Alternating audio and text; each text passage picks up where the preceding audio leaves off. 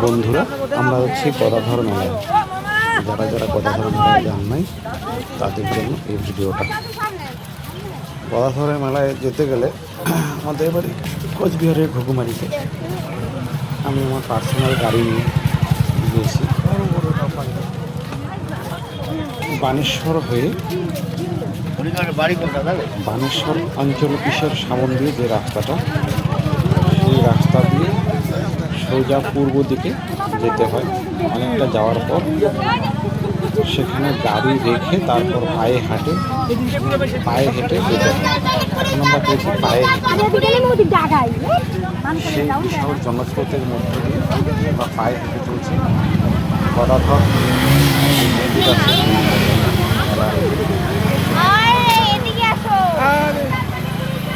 প্রচণ্ড লোকের সমাগম। আমরা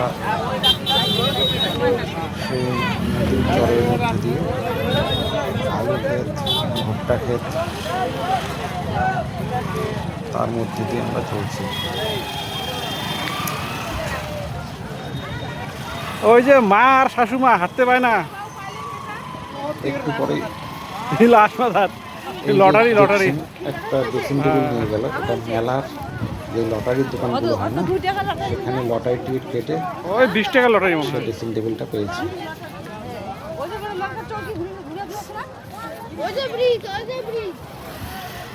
এই রাস্তায় গদাধর মেলা যেতে যেতে আরও দুটো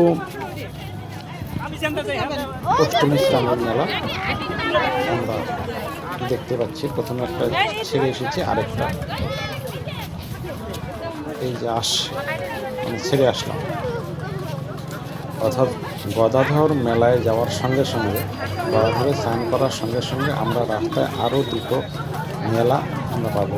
এই যে দেখছেন আমার ছেলে সামনে, আমার ওয়াইফ, আমার ছেলেও হাঁটছে, ওয়াইফও হাঁটছে, একটা সাদা ফুটি ফুটি ব্যাগ ঘাড়ে নিয়ে।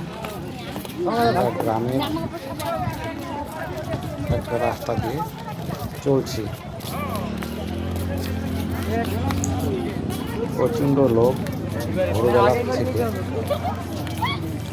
অর্থাৎ রাত্রি থেকে যাতায়াত শুরু হয়ে যায়।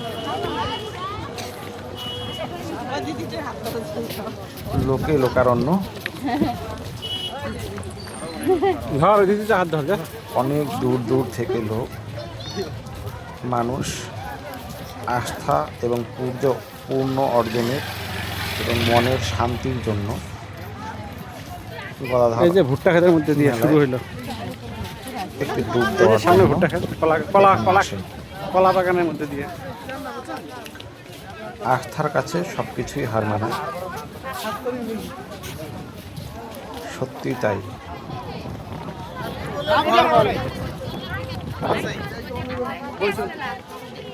এই গদাধর মেলার যে নদীটা, সেই নদীতে এই সময় জল খুব সামান্যই থাকে। লোক সমাগম এবং প্রচুর লোকের স্নানের জন্য নদীর জল দেখতে একদম ঘোলা হয়ে যায়, কাদা কাদা জল। সেই জলে স্নান করার পর শরীরে একটু কাদা লাগে না, দুইটা ধরতে হবে না। এটাও ঈশ্বরের কৃপা বলা যেতে পারে। আমরা হাঁটতে হাঁটতে চলে এসেছি কলাবাগানের সাইডে। কলাবাগানের সাইড দিয়ে আমরা হাঁটতেছি। কত দূর হাঁটতে হবে এই রাস্তায়, এর আগে আমি কোনোদিন আসিনি, এবারই এই রাস্তায় প্রথম। এর আগে এসেছিলাম নাটাবাড়ি হয়ে, অর্থাৎ উল্টো দিক দিয়ে, অনেকটা ঘুরে।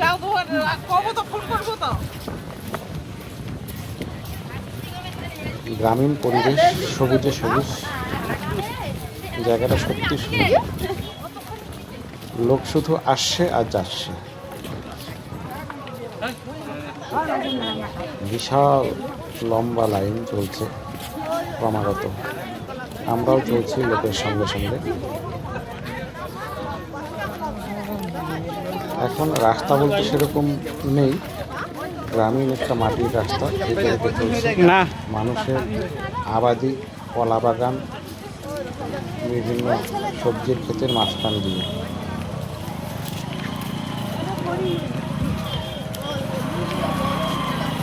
না কর্ম তুমি করতে ছিড়বা না, এসেছে, মানুষের কিন্তু ভুট্টা ছিঁড়তে হয় না। হাত টান স্বভাবটা যায়নি। কারো হয়তো ক্ষেতের থেকে ভুট্টা তুলে নিয়ে চলছেন একজন, এটা আসলে ঠিক ওই না। যে যদি সে সেই ক্ষেতের মালিককে বলে দুটো ভুট্টা তুলে নেয় তাহলে কোনো ব্যাপার না, কিন্তু না বলে মানুষের, কৃষকের পরিশ্রমের সেই ধন না বলে তুলে নিয়ে যাওয়া একদমই অন্যায়। থামা রিয়া, এই আস্তে যে হাঁটো এখন আস্তে আমরা হাঁটো। যাচ্ছি, এখন আর কোনো রাস্তাই নেই, শুধু মানুষের পায়ে পায়ে যে রাস্তা তৈরি হয়েছে সেটা দিয়ে, এর মধ্যেই বাইক নিয়েও ঢুকে গেছে অনেকে।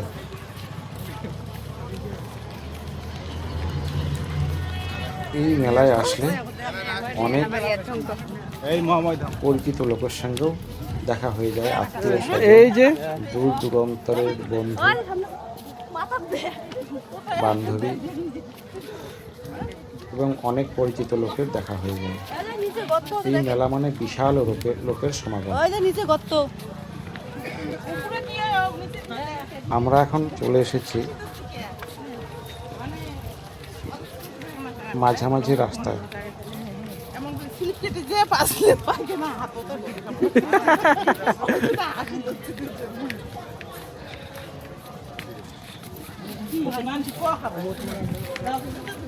এত লোক সমাগমের মধ্যে হাঁটতে হাঁটতেও ক্লান্তি আসে না, তার কারণ এত লোক দেখে উৎসাহটাই আলাদা রকম হয়ে যায়। ভুট্টা বাড়িতে ঢুকছে।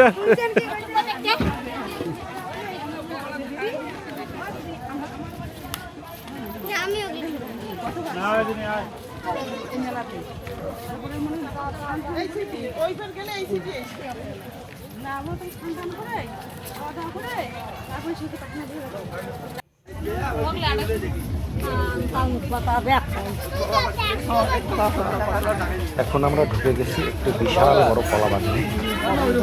কলা বাগানের মধ্যে দিয়ে হ্যাঁ লোক চলছে। গায়ে ধরবি না। এখানকার কলা বাগানের কলা গাছগুলো এক একটা বিশাল বিশাল আকৃতির। কলা বাগানের মাঝখানে লোকে বসে বসে দই চিড়া এবং তারা যা সামগ্রী এনেছিল খাওয়ার জন্য সেটাই খাচ্ছে। সত্যি এখানে এক বিচিত্র পরিবেশ, খুবই সুন্দর।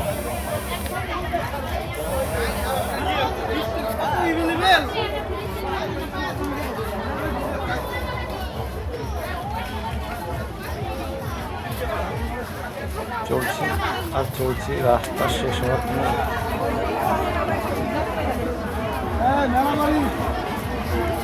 দেখছি। বিশাল একটা কলার ছড়ি মাথার উপর ঝুলছিল, তাই একটা ভিডিও নেওয়ার চেষ্টা করি। কলা বাগান থেকে বেরিয়ে আমরা চলে এলাম নদীর পাড়ে।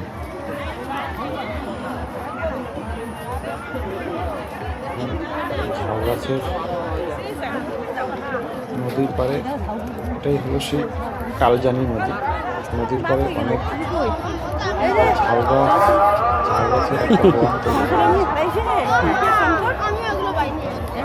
উঁচু নিচুর জন্য অনেকেরই যাতায়াতের অসুবিধা হচ্ছে এবং যাতায়াতের ঝাউ গাছ কমে যাচ্ছে।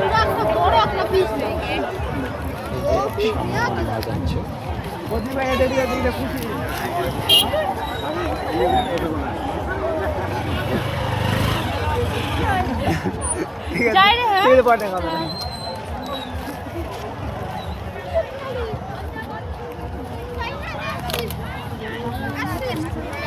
এখনো আসেনি বাবা। দেখা যাচ্ছে নদীতে জল আছে কিন্তু সেরকম না।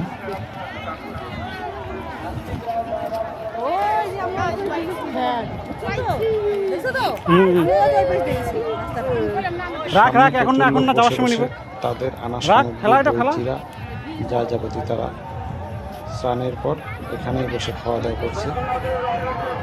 এই যে সামনে নদী দেখা যাচ্ছে, নদীটা অনেকটাই বড়।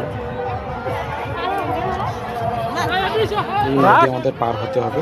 সামনে হয়তো সাঁকো আছে, একটু এগিয়ে গেলে আমরা দেখতে পাবো। এইখানে স্নান করবে না ওখানে যাবা? এখানে মেলা কমিটি অথবা নদীর যারা পারাপার করায় তাদের উদ্যোগেই হয়তো এই সাঁকোটা তৈরি হয়েছে। এখানে দেখা যাচ্ছে যে আমাদের টিকিট কাটতে হবে, অর্থাৎ যারা সাঁকো তৈরি করেছে দাঁড়া আমি কাটতেছি, লাগবে না তোমার। তারা না না নিচ্ছে নদী পারাপারের জন্য। কয়জন আছে দেখো তো? জন প্রতি 10 টাকা করে। 3 জন। আমরা 7 জন ছিলাম, অর্থাৎ 7টা 70 টাকার টিকিট কাটা হলো। টিকিট কেটে এখন 3, আমরা 6, 7 জন।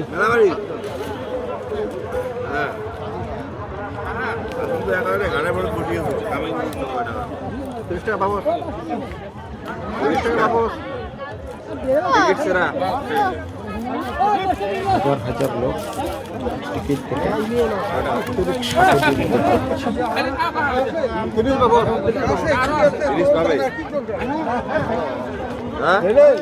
তৈরি করতে পারছে। চলো চলো চলো।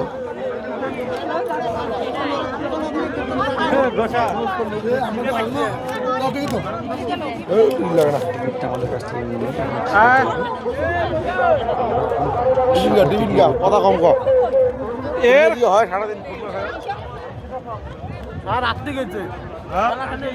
সাঁকোটা অনেক অনেকটাই শক্ত সমর্থ করে তৈরি করা হয়েছে পায়ে হেঁটে যাওয়ার জন্য। ভয়ের কোনো ব্যাপার নেই। আমরা সাঁকো দিয়ে চলছি নদীর ওই পারে। ওই পারেই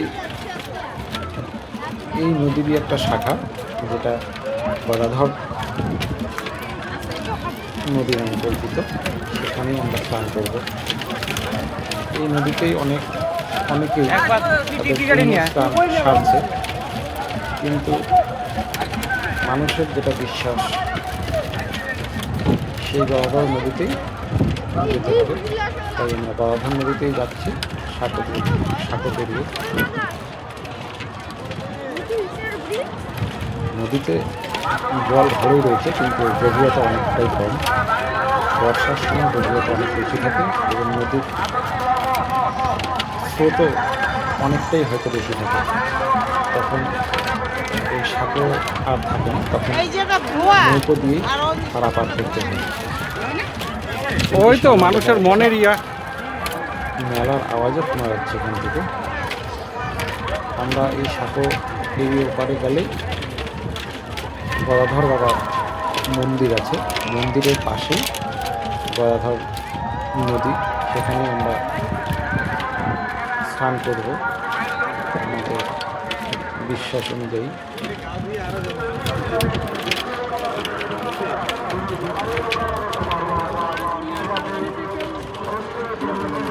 এখানে আসতে গেলে কোচবিহার বাস স্ট্যান্ড থেকে অটো ভাড়া করলে বানেশ্বর অঞ্চল অফিসের সামন দিয়ে সোজা যে রাস্তাটা চলে আসছে সেই রাস্তা দিয়ে একদম কালজানি নদীর ধারে এসে নামিয়ে দেবে।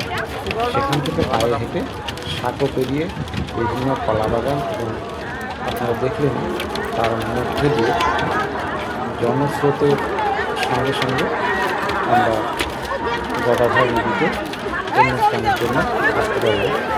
যাদের আসার ইচ্ছা আছে তারা এভাবে আসতে পারে, অথবা ভুল পথে আলিপুর হয়েও আসা যায়, ভাড়ার হাট হয়ে। আবার অন্য তুফানগঞ্জ লাইনের অর্থাৎ নাটাবাড়ি হয়েও এই মেলাতে আসা যায়। সেদিক দিয়ে সাঁকো পার হতে হয় না, অনেকটাই মেলার কাছাকাছি আসা যায় গাড়িতে। কিন্তু এর আগে আমি এসেছিলাম তখন প্রচুর ভিড় থাকা সত্ত্বেও আমাদের অনেক ভোগান্তি পোহাতে হয়েছিল।